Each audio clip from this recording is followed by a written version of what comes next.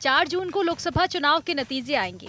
इसके पहले 1 जून को एग्जिट पोल, लेकिन सियासी दलों को सब्र कहाँ है। नतीजों और पूर्वानुमान के पहले ही जश्न की तैयारियां शुरू हो चुकी है। एमपी में उल्टी गंगा बह रही है। विधानसभा चुनाव में करारी हार और मात्र 1 लोकसभा सीट पर कब्जा रखने वाली कांग्रेस जश्न की तैयारी कर रही है। प्रदेश कांग्रेस के दफ्तर में रंग रोगन शुरू हो चुका है। लड्डू के ऑर्डर दिए गए हैं और कांग्रेस के नेता दावा कर रहे हैं कि 4 जून को जश्न मनेगा और भाजपा दफ्तर में सन्ने तर्क है। 4 जून को जब परिणाम आएंगे भाजपा के, पहले देश की जनता ने जो प्रचंड बहुमत भाजपा सरकार को दिया था और जो वादे वो किए थे, देश की जनता को कहा गया था 2 करोड़ रोजगार प्रतिवर्ष देंगे, महंगाई पर अंकुश लगाएंगे, भ्रष्टाचार को खत्म करेंगे, सारी मोदी गारंटियों में मोदी सरकार विफल साबित हुई है। भाजपा को नकारने का काम जो देश की जनता ने किया है, तो जब 4 तारीख को परिणाम आएगा तो देश की जनता इस बदलाव, इस परिवर्तन का जश्न मनाएगी। कांग्रेस पार्टी के कार्य की सीटों को लाने वाले हैं। इसमें कोई शक नहीं कि कांग्रेस में लड़ाई लड़ी है, लेकिन इससे भी इनकार नहीं किया जा सकता कि चुनाव के दौरान कांग्रेस में भगदड़ के हालात रहे। दिग्गजों समेत हजारों कार्यकर्ताओं ने चुनाव के बीच ही कांग्रेस का साथ छोड़ दिया। कमलनाथ और दिग्विजय जैसे दिग्गज अपने गढ़ों से ही बाहर नहीं निकले। ऐसे में कांग्रेस किस फीडबैक पर तंज कस रही है। भाजपा का कहना है कि कांग्रेस हमेशा भ्रम में रहती है। विधानसभा चुनाव के समय भी कमलनाथ के पोस्टर लग गए थे, लेकिन फिर कमलनाथ भोपाल ही नहीं आए। कांग्रेस के लड्डू भी इस बार रखे रह जाएंगे। बीजेपी एमपी पर अटल है। लड्डू बांटना ही चाहिए। नरेंद्र मोदी जी की तीसरी बार प्रधानमंत्री बनने पर कांग्रेस को भी लड्डू बांटना चाहिए, मिठाइयां बांटना चाहिए। पूरे देश का मामला है। नरेंद्र मोदी जी तीसरी बार प्रधानमंत्री बन रहे हैं, रिकॉर्ड बनने वाला है और बड़ी संख्या में सीटें जीतकर अधिकतम सीटों पर भारतीय जनता, ये तो खुशी का बात है, देश की प्रसन्नता का मामला है। बीजेपी भले ही क्लीन स्वीप के दावे करे, इससे इनकार नहीं किया जा सकता कि इस बार राम मंदिर जैसा अहम मुद्दा होने के बाद भी भाजपा के पक्ष में 2014 और 2019 जैसी लहर नहीं थी। कांग्रेस कम से कम 6 सीटों पर मजबूत स्थिति में दिखी है। मौजूदा समय में सिर्फ 1 लोकसभा सीट छिंदवाड़ा बस उसके कब्जे में है। ऐसे में वो इससे ऊपर जितनी भी सीटों पर आगे बढ़ती है, ये उसके हिस्से में कामयाबी ही होगी। शायद कांग्रेस ने इसीलिए जश्न की तैयारी शुरू कर दी है। अब देखना ये है कि ये वो जश्न मना पाती है। 2024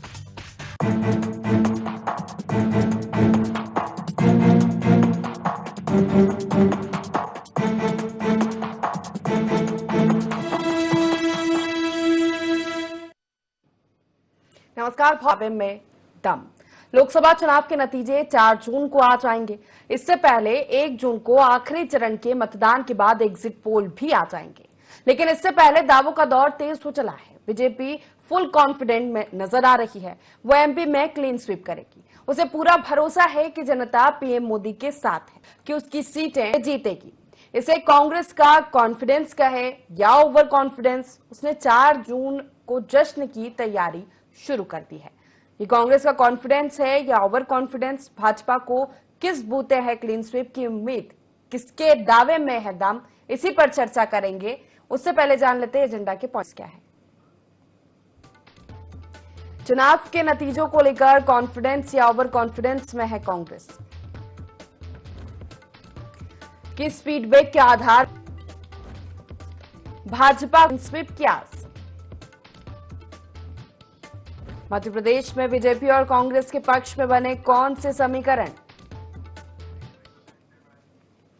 इन्हीं मुख्य सवालों के साथ चर्चा की शुरुआत करेंगे। खास पैनल हमारे साथ जुड़ गया है। सबसे पहले परिचय आपका करा देते हैं। केदार सिरोही, मध्य प्रदेश कांग्रेस प्रवक्ता, हमारे साथ जुड़ गए हैं। डॉक्टर भाजपा वरिष्ठ पत्रकार रंजन श्रीवास्तव जी हमारे साथ। केदार जी, सबसे पहला सवाल आप ही से है कि ये सुनाई दे रहा है कि जश्न की तैयारी शुरू हो गई है, लेकिन सवाल यही कि कहां जनाधार है, किस फीडबैक के आधार मध्य प्रदेश में कांग्रेस की सीटें आने वाली है? देखिए, हमारा जनाधार रहा है, इसीलिए देश में लंबे समय तक एक सफल शासन किया, उसी का परिणाम है कि आज हम सब लोग एक मजबूत अर्थव्यवस्था की बात करते हैं, एक मजबूत सैन्य शक्ति की बात करते हैं, एक मजबूत इंफ्रास्ट्रक्चर की बात कर रहे हैं। तो ये हमारे पास एक विजन और जनाधार रहा है, उसी का आधार है जो आज हम इस पर चर्चा कर रहे हैं। आप देखिए कि आज कॉन्फिडेंस में नहीं थे कि पूरी की सत्यता पर बात करने वाले लोग हैं, इसलिए हमने कहा कि 2 डिजिट में हम लोग आ रहे हैं और भारतीय जनता पार्टी का जो एक झूठा उसको हम लोग साफ कर रहे हैं। ओवर कॉन्फिडेंस में भारतीय जनता पार्टी रही है, मुद्दों को नकारा है और सिर्फ अपनी झूठी बातों पर ये चुनाव लड़े। आप बताइए, भारतीय जनता पार्टी बड़ी बातें करती आई, हर चरण में अपना मुद्दा बदलती आई, इनकी गारंटी क्या थी किसी को नहीं मालूम है। हाँ, मोदी गारंटी पे चर्चा हुई, पर मोदी गारंटी में वो किसी को मालूम नहीं था। लोग पूरी तरीके से 10 साल के कुशासन से परेशान हो चुके थे। बातें बहुत बड़ी बड़ी होती है। 2014 में जो अभी मोदी जी भगवान का रूप बताए अपने आप को, वो बायोलॉजिकल नहीं है, भगवान की कृपा से आए हुए। 19 में उन्होंने एन प्रकार किसी भी तरीके से जनता को छलने और ठगने का काम किया। अब जो था वो गुब्बारा पूरी तरीके से फूट गया है। मैं इंडिया की सरकार बनने जा रही है, बड़े अच्छे बहुमत से बनने जा रही है। जनता को विश्वास है कि हमारे ये कॉन्फिडेंस के पीछे का फीडबैक, मतलब किस आधार पर ये कॉन्फिडेंस आया विपक्ष में या इंडी गठबंधन में या मध्य प्रदेश में अगर बात कर लो तो कांग्रेस में? देखिए, कॉन्फिडेंस जनता का प्यार होता है, जनता का स्नेह होता है। हमने जो मुद्दे उठाए, जो मुद्दे और जो हमने वादे किए हैं, वो बहुत ही रियलिस्टिक है।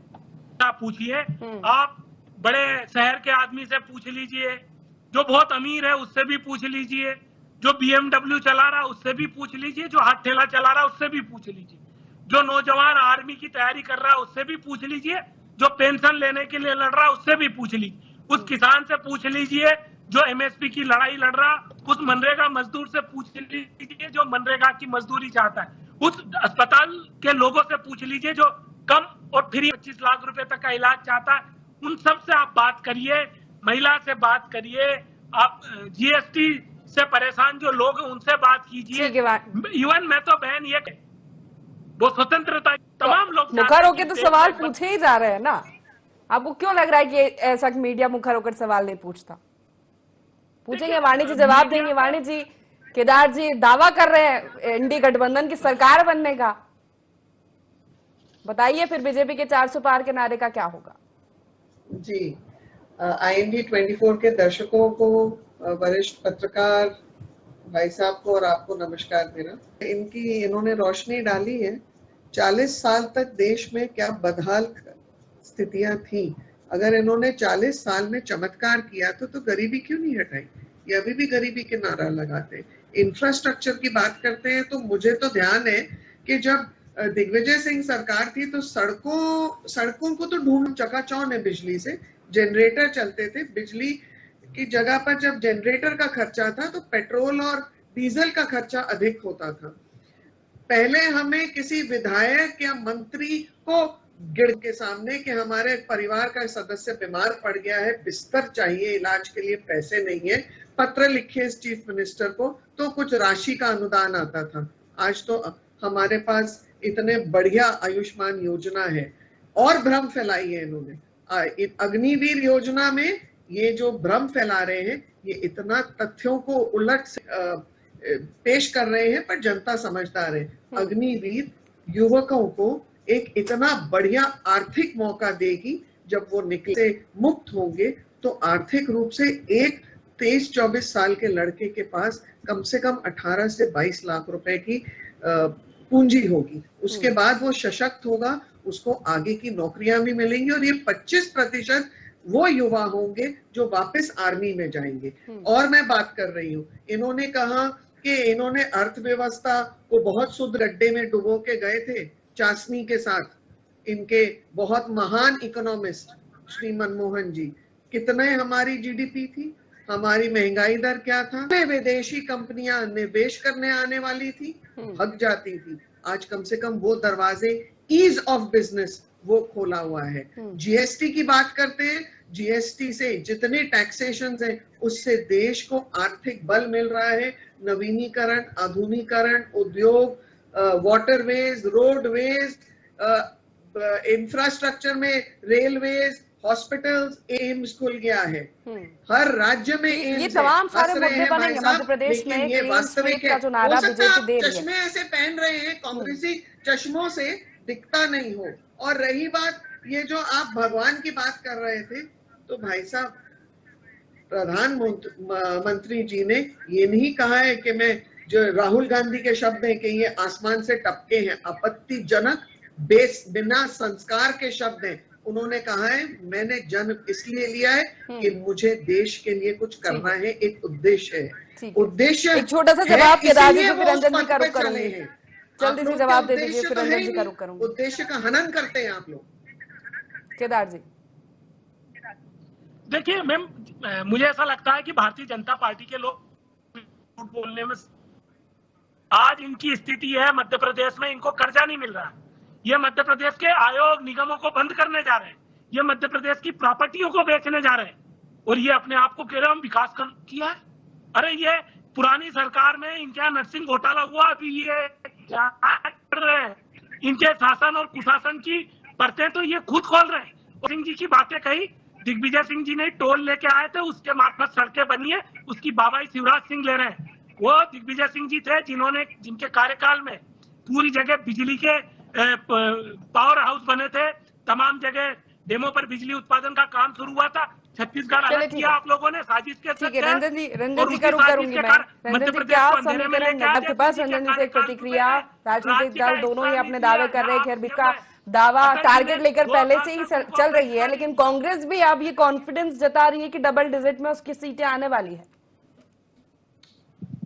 देखिए प्रिस्सा, कांग्रेस का जो दावा है वो इस बात पे आधारित है कि जो 2019 में एक वेव था मोदी जी के नाम का, वो वेव नहीं है, बालाकोट नहीं है, और एक एंटी इनकम्बेंसी 10 साल के बाद एक नेचुरल होता है। साथ में बेरोजगारी है, महंगाई, ऐसे मुद्दे बढ़ते जा रहे हैं, और लास्ट में आते आते जो लास्ट में 2-3 फेज हुए, 4 फेज मान लीजिए, उसमें कॉन्स्टिट्यूशन और रिजर्वेशन का मुद्दा आ गया है। तो ये सब चीजों में चला जो माहौल बदला है पिछले कुछ 2 महीने में, क्योंकि जनवरी विपक्ष बहुत पीछे है, अलायंस नहीं ठीक से हो पा रहा है, सीट शेयरिंग नहीं हो पा रही है, नेताओं में आपस में कॉन्फ्लिक्ट है, लेकिन चुनाव आते आते काफी कॉन्फ्लिक्ट दूर हो गया।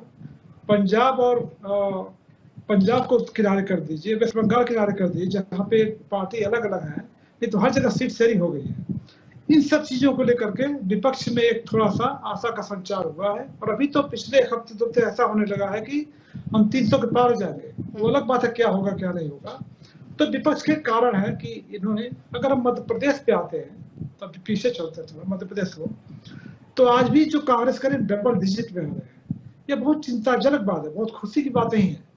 1996 से 98 का इलेक्शन हुआ, 99 हुआ, उसका लगातार जो चुनाव हुए हैं, हमेशा भाजपा कांग्रेस से ऊपर रही है, जबकि 2 ही पार्टी यहाँ पे मध्य प्रदेश में है, कोई थर्ड फ्रंट पार्टी नहीं है, चाहे बीएसपी का एसपी का है, कोई वजूद ऑलमोस्ट नहीं है उनका। उसके बावजूद भी कांग्रेस जब भी लोकसभा इलेक्शन आता है बीजेपी को डॉमिनेट नहीं कर पाती है, इतने बड़े नाम। तो कांग्रेस के लिए चिंता की बात होनी चाहिए कि 3 दशक के बाद भी क्या कारण आप 10 दहाई की संख्या में जाने की सोच रहे हो सकता है। बीजेपी का अपर हैंड आज भी बांधती कांग्रेस, कुछ लोग कर रहे हैं 5 सीट, कोई 7 सीट, कोई 10 सीट की बात कर रहा है। तो मेरा मानना ठीक है, कांग्रेस का अच्छा सोचने का कारण ये है जो मैंने फैक्टर बताया आपको, लेकिन मेरे लिहाज से चिंता की बात की जरूरत है कि 3 दशक के बाद भी क्यों भाजपा डोमिनेट करती है चुनाव में और अब पीछे रह जाते हैं। लोकसभा चुनाव की बात कर रहा हूँ। चलिए ठीक है। वाणी जी, जब 2 चरण के चुनाव हो गए, मतदान हो गए, और जिस तरफ वोट परसेंट नीचे गिरा, उसके बाद लगातार विपक्ष की ओर से ये आवाज उठने लगी कि अब बीजेपी को समझ में आ गया है कि वो 400 पार नहीं जा रहे हैं, इसीलिए उन्होंने नारा देना मंचों से बंद कर दिया है। ऐसा कुछ नहीं है, नारा तो हम रोज देते हैं 400 पार का, लेकिन विपक्ष इतना उलझ गई हमारे नारों में कि विपक्ष ने, जो कांग्रेस अलायंस ने, उन्होंने तुष्टीकरण शुरू कर दी। उन्होंने ओबीसी, वेल्थ डिस्ट्रीब्यूशन और पर्सनल लॉ बोर्ड, है ना, ये ट्रिपल तलाक वापस ले लेंगे, हम पैसों का रीडिस्ट्रीब्यूशन कर लेंगे, पैसों का आंकलन करेंगे, किसके पास मकान है, कितना व्यवसाय है। फिर उसके बाद इन्होंने ये क्या एक्चुअली हिट विकेट करते गए निरंतर। फिर अदानी के ऊपर इन्होंने हमला करना शुरू किया, तो ये भूल गए कि 8 या 9 राज्य जहां अदानी ने एमओयू साइन किया है, बहुत बड़ा, सबसे बड़ा देश का प्रोजेक्ट है, वो जब शुरू किया था तब वो वहां पे कांग्रेस शासन ही था। फिर ये बात करते हैं, फिर पहले अंदरूनी वेलफेयर तो देख लें, अपना हशर तो देख लें, अपनी महिलाओं की तो चिंता नहीं है, ये देश की महिलाओं की कहां से चिंतन करने लगेंगे। इनकी खुद की कार्यकर्ता बहनें तो खुद रोती बिलखती हुई कंप्लेंट करती है, कभी दिल्ली से आवाज उठ रही है, कभी छत्तीसगढ़ से उठ रही है, कभी कहीं से उठ रही है। ना ये है जैसे कर्नाटक में हुआ, एक पार्षद की बिटिया की हत्या हो गई, लव जिहाद का मामला था, वहां इन्होंने कार्रवाई रोक दी क्योंकि वहां पोलिंग होनी थी और वहां का जातीय समीकरण इनको बिगाड़ देते ये अगर ये वहां पे काम करते। केरल में इन्होंने कोई ध्यान नहीं दिया, केरल में भी बेटियां रो रही थी। संदेश खाली में इन्होंने ध्यान नहीं दिया, वहां बेटियां रो रही थी। राजस्थान में स्थिति इतनी गंभीर थी और इन्होंने तो 40-50 साल कश्मीर में ध्यान नहीं दिया। ऐसी क्या कठोर हृदय हो सकता है कांग्रेसियों का कश्मीर के प्रति? सिखों के ऊपर जब राइट्स हुए उसके प्रति कैसे कठोर दिल हो सकता है इनका? ये क्यों जातिवाद ये कर रहे हैं कि जवाब दे दीजिए करवा रहे हैं? केदार जी, तुष्टिकरण की राजनीति करती है विपक्ष, एक तरफ नहीं होती है। मेरी बहन ने बहुत दूरदर्शी बातें की, राजस्थान पहुंच गई। अरे बहन, सागर भी पहुंच जाइए, सागर मध्य प्रदेश में ही है। और आप हमारी बातें तो छोड़ दीजिए, आपकी जो ब्लॉक अध्यक्ष जो महिला थी उसने आरोप लगाया, क्या आप उसको न्याय दिला पाएंगी? आपकी खुद की पार्टी में तो देख लीजिए पहले, आप बोलिए उसको न्याय दिलवाएंगे कि नहीं दिलवाएंगे आप? आपकी जो पार्टी के लोग, आपके लोग आदिवासियों के चेहरे पर पेशाब कर देते हैं, आप उनको न्याय नहीं दिला सकते हैं? आप सागर की दलित बेटी पर नहीं बोल सकते, आप मध्य प्रदेश में हो रहे महिलाओं के अत्याचार पे आप नहीं बोल सकते, छोटी छोटी बच्चियों के साथ दुष्कर्म हो रहे हैं इस पर आप नहीं बोल सकते, क्योंकि आपको अपने यहाँ की बात पर पर्दा डालना है। आप न्याय की बात करती हो मेरी बहन, तो बताओ ना, ऑन लाइव बताओ कि आप आपकी घर में कार्रवाई करवाओगी क्या? नहीं करवा पाओगी। बातें बड़ी बड़ी हो रही। इन्होंने क्या कहा? लेकिन इन मुद्दों के बावजूद बीजेपी को ये पूरा कॉन्फिडेंस है कि वो इस बार छिंदवाड़ा सीट भी अपने कब्जे में लेने जा रही है। केदार जी, अरे बीजेपी को तो कॉन्फिडेंस खुद का डेवलप कर रही है, अपने अपने लोगों को बूस्टअप कर रही है। वास्तविकता तो जेपी नड्डा को मालूम था, जो इनके राष्ट्रीय अध्यक्ष है। उन्होंने इंदौर में कह के गए कांग्रेस को हल्का मत लेना।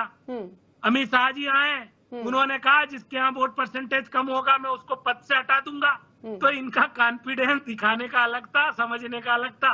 आप समझिए, में साफ, नार्थ में हाफ, ये नारा देश में चल रहा है। कोई हमने अपने मन से नहीं गढ़ा, जनता ने गढ़ा है, जनता की मन की बात है। और आप बेफिक्र रहिए, भारतीय जनता पार्टी के कुशासन दोगली हल्के में ले रही है बीजेपी कांग्रेस को, पर्दा डाल दिया। वाणी जी, हल्के में ले रही है बीजेपी कांग्रेस को बिल? हाँ बिल्कुल हल्के में ले रही है भाई। इन्होंने लड्डू भी तैयार कर लिए। मुझे ऐसे लगता है लड्डू दो बातों के लिए तैयार किए। एक तो प्रधानमंत्री तीसरी बार प्रधानमंत्री बनेंगे उसके लिए कुछ रखा होगा, और जो बाकी का थोड़ा सा हिस्सा होगा इन्होंने छटाई करनी है। हर बड़े शहर के दिग्गज नेता अपने बिल से निकले नहीं है। छिंदवाड़ा से लेकर, जबलपुर से लेकर, ग्वालियर से लेकर, भोपाल से लेकर सब अपने बिल में बैठे हुए हैं। इंदौर तो मेरे को लगता है बड़ा ड्रॉबैक रहा है कि उसके बाद तमाम कमलनाथ या दिग्विजय सिंह की बात की जाए तो वो अपने क्षेत्र से बाहर नहीं निकले। ये तमाम ऐसे मुद्दे थे जिन पर बीजेपी ने पूरा फोकस किया। नहीं, आप मुझे बताइए ना, प्रज्ञा जो साध्वी थी भोपाल की पूर्व सांसद, वो कहीं निकली हुए दिखे? कहीं शिवराज जी आपको पूरी जगह प्रचार करते हुए दिखे? आपको प्रहलाद पटेल कहीं प्रचार करते हुए दिखे? सिर्फ मोहन यादव एक दौड़ते हुए नजर आए? अरे इनका देखिए तो सही, कैलाश विजयवर्गीय अलग टांग खींच रहे हैं, मोहन यादव अलग चल रहे हैं, प्रहलाद पटेल अलग चल रहे हैं, नरोत्तम मिश्रा अलग चल रहे हैं, नरेंद्र सिंह तोमर अलग चल रहे हैं। इनके यहाँ तो एक कुर्सी में 4 पाए पे 8 लोग बैठे हुए हैं। इनके यहाँ की बात पूछिए ना, इनके कौन लोग थे? इनके लोग। पीएम मोदी, अमित शाह, जेपी सवाल उठाया कि कांग्रेस का नेतृत्व कहाँ है? कांग्रेस की सहमति हुई? बहन, नीचे के खोटे सिक्के थे, इनके कोई काम नहीं थे। जनता ने नकार दिया था, इसलिए इनको तो जबरन मोदी मास्क पहनना पड़ा। मोदी ने भगवान राम का मास्क पहन लिया। ये मुद्दों पे कहाँ लड़े? ये नेतृत्व पे कहाँ लड़े? त्रस्त हो गए कि अंत में रायबरेली में ये हाल, हनुमान जी के पास जाके माथा टेक दिया। कभी मुड़ी मछली की बात करते, अरे हमने तो रोजगार की बात की, हमने मनरेगा किसानों की आय बढ़ाने की बात की, हमने सीमा सुरक्षा को बढ़ाने की बात की, हमने अर्थव्यवस्था को बढ़ाने की बात की, हमने डॉलर को कंट्रोल करने की बात की, हमने महंगाई को कंट्रोल करने की बात की है, हमने महिला सुरक्षा की बात की, हमने आदिवासियों की बात की, हमने आदिवासियों को उनके नॉन टिम्बर। चलो ठीक है रंजन जी का रुख करूंगी, ठीक है रंजन जी, ये तमाम मुद्दे आप सुन रहे हैं, विकास के, महिलाओं से जुड़े ये तमाम चीजें जमीनी स्तर पर जब चुनाव प्रचार चल रहा था तो कौन मजबूती से विकास के मुद्दे कहाँ सुनाई दे रहे थे आपको?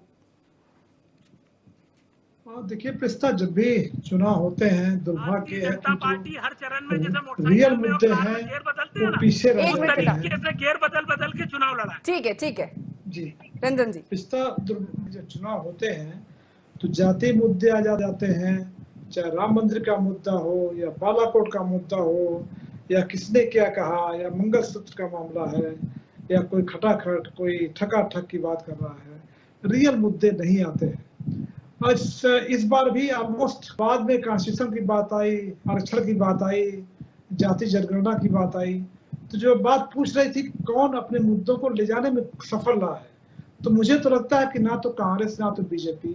नेचुरली विपक्ष के पास होता है, विपक्ष काफी हद तक उठाता है, लेकिन सत्ता पक्ष यहाँ बचता रहा, रियल मुद्दों से कपता रहा। वो विपक्ष जाहिर है और अपने मुद्दों को उठाता रहा, कितना सफल हो पाया वो तो 4 जून को पता चल पाएगा, लेकिन सत्ता पक्ष के तौर पर जो ज्यादा होना चाहिए था उनकी उपलब्धियां होने किया, युवाओं के लिए क्या किया, महिलाओं के लिए क्या किया, सीनियर सिटीजन के लिए क्या किया, दुर्भाग्य रहा वो बिल्कुल मिसिंग था और ज्यादा समय एक दूसरे पे अटैक में लगा रहा। दोनों पार्टी जो पब्लिक को निराश किया है और वही है कि पब्लिक किसको चुनती है इस 4 जून को पता चलेगा। लेकिन ये भी कहा जा रहा है रंजन जी कि जिस तरह चुनाव की लहर 2014 में थी, 2019 में थी, वो लहर बीजेपी को लेकर इस बार नजर नहीं आई कि पिछला लहर नहीं है और 10 साल के बाद एक गंभीर से दिख रही है। मोदी जी का जो चेहरा था, जो चमक थी 2019 में, आप याद कीजिए, ऐसे लोग चुनाव जीते जिनको जीतने की आशा नहीं थी और इतने वोटों से जीते, 2 लाख 2.5 लाख 3 लाख, मध्य प्रदेश में 5 लाख तक गया है, मतलब कुछ कम मान लीजिए, 4.5 नमक थी वो धूमिल पड़ी है, इसमें कोई भी दो राय नहीं है। मंदिर बनने के बावजूद इन्होंने जो 7 चरणों में चुनाव कर दिया, कुछ रियल मुद्दे सामने आ गए, एंटी इनकम्बेंसी आ गई और पब्लिक में कहीं ना कहीं कसमसाहट है, कहीं ना कहीं बेचैनी है, वो बेचैनी दिखने लगी है। कोई भी पार्टी हो, चाहे कांग्रेस हो बीजेपी हो, अब 10 साल अगर शासन में रहते हैं तो जो एंटी इनकम्बेंसी को डिनाई नहीं कर सकते अगर आपने जनता की आकांक्षा को पूरा नहीं किया है। और दूसरी बात है, देखिए पिछले 3 साल कोविड कर रहे हैं, कोविड के बाद कोई सरकार हो उन आकांक्षाओं को पूरा नहीं कर सकती है। अगर पिछले 6 साल में शायद नोटबंदी नहीं आता, अच्छा काम करना शुरू कर दिया होता तो इतनी बेचैनी, इतनी कसमसाहट नहीं होती जो भी देखने को मिल रही है। वाणी, जिस पर आपका जवाब चाहिए कि 10 साल बाद ऐसा कहना है कि एंटी इनकम्बेंसी को आप डिनाई नहीं कर सकते। हम जब मोदी जी की उदाहरण लेते हैं और हम पूरे विश्व के नेताओं का आंकलन करते हैं तो ये एक अनोखे नेता हैं। हमने हमारे देश के भी पूर्व के प्रधानमंत्री, राष्ट्रपति, मैं मुख्य रूप से प्रधानमंत्रियों की बात करूंगी, इनकी लोकप्रियता कम होती गई है हमेशा, बट ये एक ऐसे नेता है जिनकी लोकप्रियता, विश्वसनीयता बढ़ती ही गई है, चाहे वो राष्ट्रीय समय की कमी है सोचे या अंतर्राष्ट्रीय स्तर पर। और राहुल गांधी के ऊपर उनकी विश्वसनीयता नहीं, समय की कमी है। एक छोटा सा कमेंट केदार जी पे चर्चा को समाप्त करूंगी। भगवान मान लिया और भगवान की कभी लोकप्रियता कम होती है क्या? भगवान तो भगवान होते हैं।